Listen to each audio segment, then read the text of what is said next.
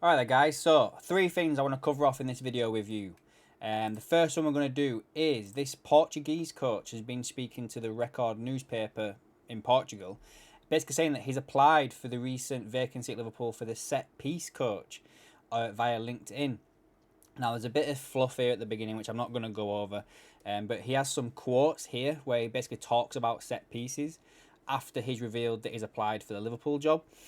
So I'll read the quotes out, and then you guys can just let me know what you think about it. So, he goes on to say that the impact of set pieces, in my opinion, is not new. Now it's becoming very relevant. Also, given the evolution of the game, the fact that more and more teams are being worked on in detail. What seems clearly different to me is that over these years, the way in which the moment is approached, the attention given to the moment in training, and the innovation that increasingly exists. The process of creating set pieces can be divided into 4 phases. The first is the process of analysing what we are going to find, therefore a rigorous analysis process how the opposition team behaves, for example defends itself in the zone. Now there has been some recent interviews with the departing Liverpool coaches, and they basically talked about something similar to this in regards to the corner taken quickly, which in the new intro that I've made, you know, it Trent to Origi. Basically, that was something they worked on due to the analysis of that they'd been doing on Barcelona. So just to carry on. And the same thing offensively. The English call it design. In this design, in a way, I always put the identification of a signal so that all players can know which dead ball will be decided by the kicker. Therefore, the hitter does not only have to be a good performer, but also a good interpreter and observer. Once the hitter is defined, the finisher is chosen, it is also defined within the area which players will be blocking any more direct marking that this finishing player normally has. Once the design has been developed, we move on to training it, and after that I also consider it essential that the same is done on a collective scale, with real opposition and as competitive as possible. In the last stage, which in my opinion has the same importance as the others, despite being done after the game, is the observation of the team's performance in those moments in terms of what we want, because that will all allow us to see, as at any other moment in the game, what was less well done. So there you go, guys. That is the guy who's basically applied for the set piece coaching role at Liverpool. Very interesting. Sounds very NFL. I'm not gonna lie. Like, I do watch a fair bit of NFL lately, and I watch a bit of the back of house stuff that goes on there. They go into a lot of articulate detail with a lot of things that they do with the players and stuff.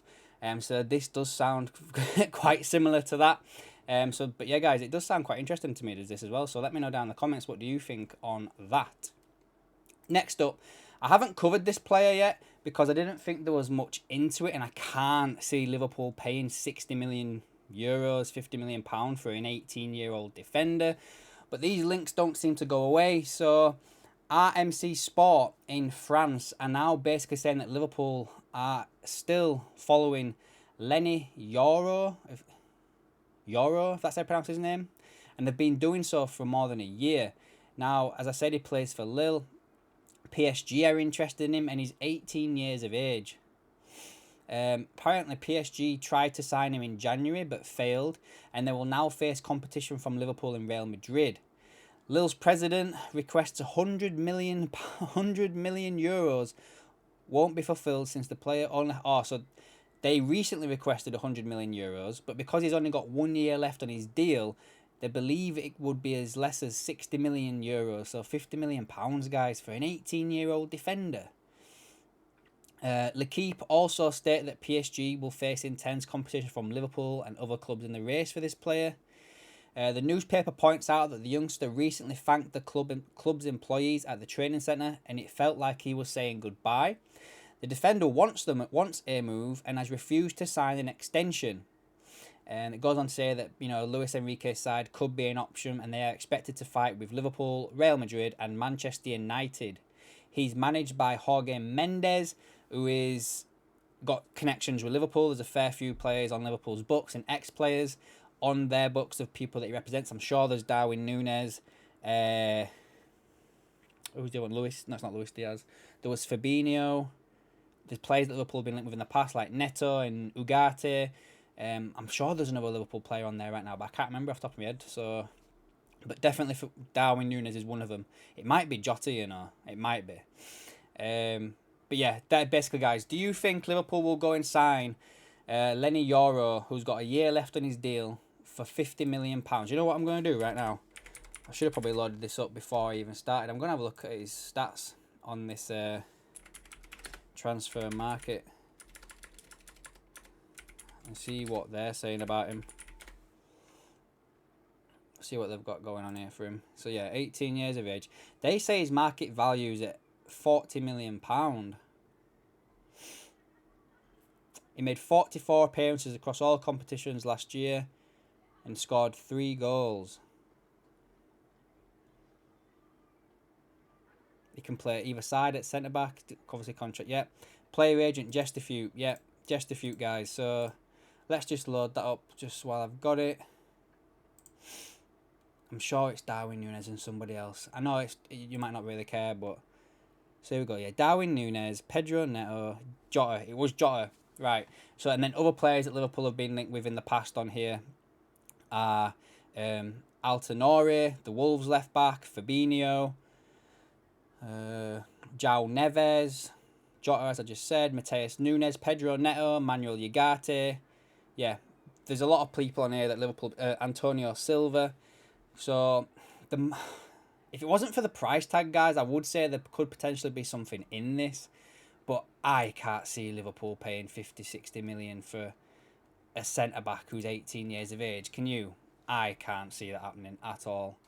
So that's that one, guys. And then lastly, and I'm leaving this one till last because it is from 90 Min, guys, but I do kind of believe this link as well. They're going with the story that Liverpool won't move for Anthony Gordon now, but will now go for Leeds winner Summerville. Which they, you know, I'm not going to go too much into this with them, but Summerville is a player who again is represented, by an agency that has a lot of links to Liverpool. I'm going to have to search for that one again now. I should have probably done this before I even started. So there we go. I'm sure I covered this other day when I was talking about Coop Miners. Yeah, Wasserman. Wasserman player agency, guys. So, these have some Liverpool players on their books. They've got Joe Gomez and Curtis Jones, and then other players that Liverpool have been linked with in the past are Antonio Robinson at Fulham, the left back, Luxarel Geratuda, the centre back from Feyenoord, who was at the Wolves game, Harvey Barnes, Max Kilman, Coop Miners is on here as well, Valverde, the central midfielder from Real Madrid, Nathan Ake, who was linked with Liverpool before he moved to Man City, where he's at now, of course. So yeah, I would keep an eye on this one, guys. I really would, especially with Arne Slot knowing to like a lot of wingers in his play and rotating them out. So he does predominantly play as on the left, but he can also play on the right. He is right-footed. His contract expires in 2026, so he's got 2 years left on that deal. They do say that his current market value is around 20 million euros, but of course, if Leeds were to fail to get promoted at the weekend, I could see that price dropping even further. His stats for last year, he's played every... Oh, no, that's not that. So that's the Championship playoffs. In the Championship last year, 43 games, 19 goals, 9 assists, 7 yellow cards. FA Cup, 2 games, 1 goal, 1 assist. Carabao, 1 game.